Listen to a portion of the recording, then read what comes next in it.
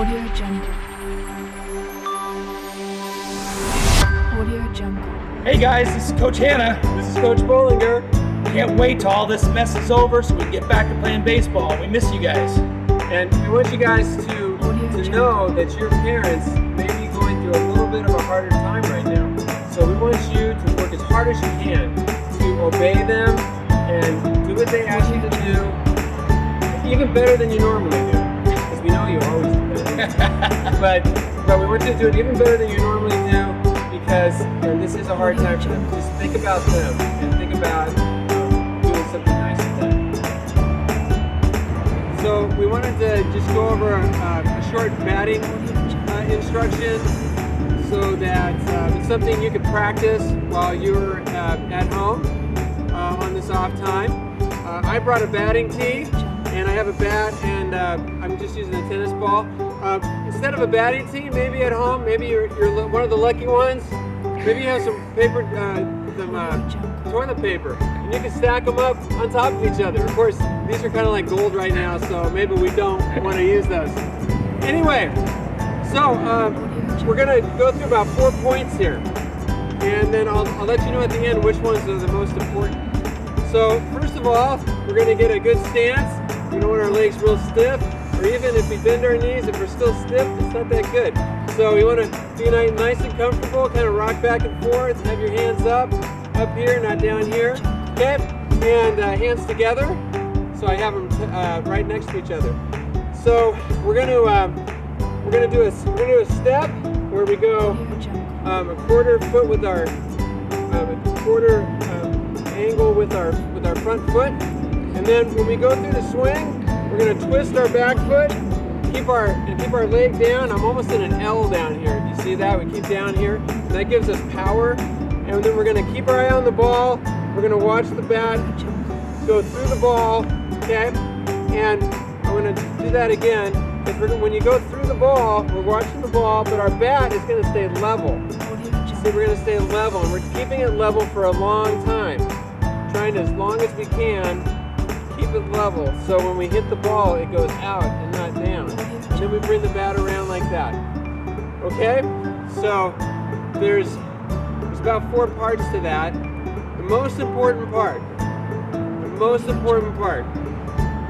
this is true for everybody, is to have your eye on the ball. You have to see the bat hit the ball. If you don't see the ball, then you can't hit it. Okay, so that is the most important of all those steps.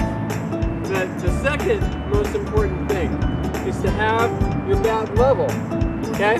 Because if your bat's level, the ball will go out there. If you swing like that, it goes right here. So if you are watching the ball, you're going to be able to hit it. And if you have a bat level, you'll actually be a good hitter because you'll hit the ball out there. Now, the third most important thing is going to make you a great hitter, and that's your feet.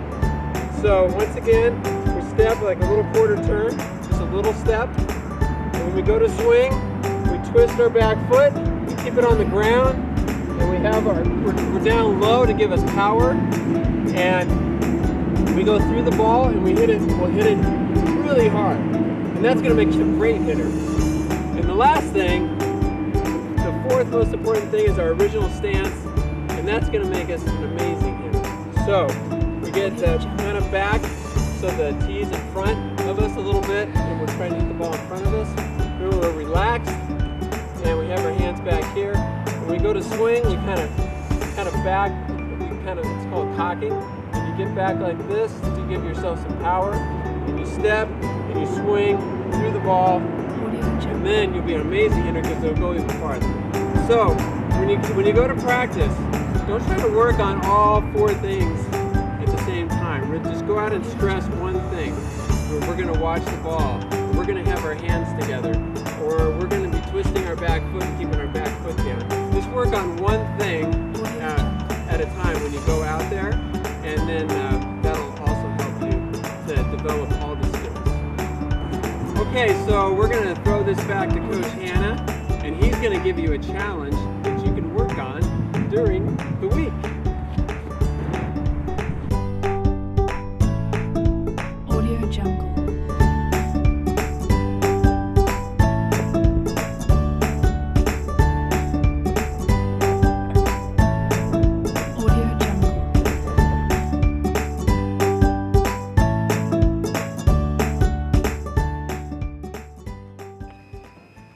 Hi guys, I hope you're all doing really good. We miss you guys and we can't wait till this is all over. We can get back to playing some baseball. Today I have a little Bible lesson for you. And since Easter's coming up, I decided I was going to talk to you about Jesus. Now you guys know who Jesus is, right? It was God's one and only Son. And God sent him down to this earth so he could show us a way to get to heaven. Now when Jesus was on this earth, he did amazing things. And he taught us so many great things. But the one I'm going to focus on today is that Jesus protects and takes care of the people that belong to him. I have this little illustration to show you that when you follow Jesus, he protects you. Okay, this pepper represents all the bad things that can happen in this world. But if you love Jesus and are following him, then Jesus will protect you. Woo, that worked pretty good. Nothing can happen to you unless Jesus says, okay. So, back to our story.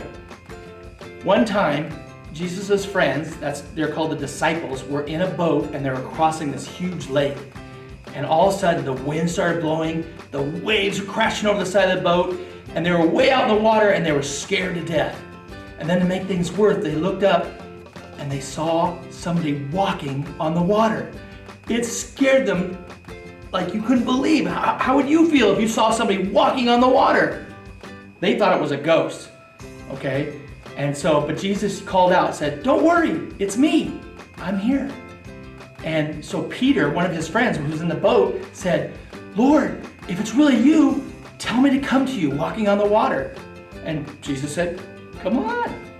And Peter got out of the boat and started walking on the water. That's amazing. Have any of you guys ever walked on water? I don't think so. I've tried it and I sink like a rock.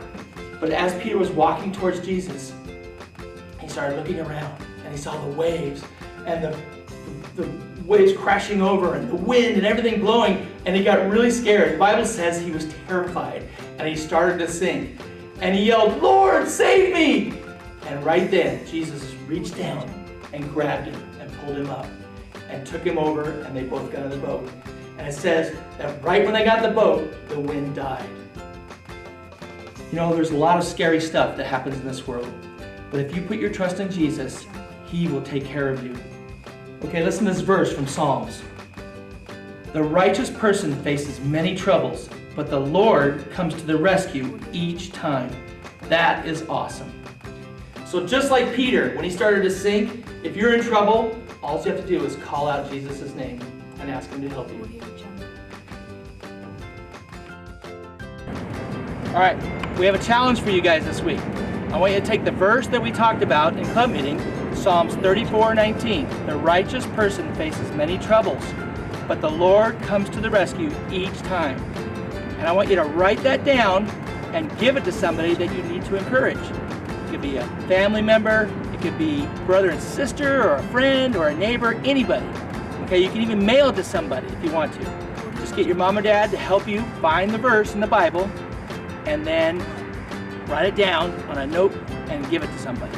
That's the challenge. And if you do it, text Mr. Bollinger or myself and let us know that you did it. Okay? Thanks a lot.